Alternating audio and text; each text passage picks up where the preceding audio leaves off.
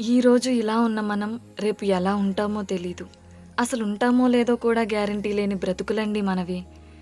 ఇలాంటి మనకు ఎందుకండి ఈ పంతాలు, పట్టింపులు, బంధాలకు అడ్డుగా గొడవల అడ్డుగోడలు అవసరమంటారా? మనిషికి కావాల్సిందేంటో తెలుసా?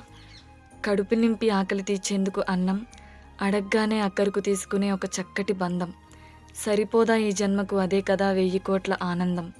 సో, ఇప్పుడు నేను చెప్పాలనుకున్నదేమిటంటే, ఆ దేవుడు మనకిచ్చిన ఈ చిన్నపాటి జీవితాన్ని ఎలాగోలా గడిపేయకుండా, మనకు నచ్చింది చేస్తూ, నచ్చినట్టు బ్రతికితే బెటర్ అని నా అభిప్రాయం.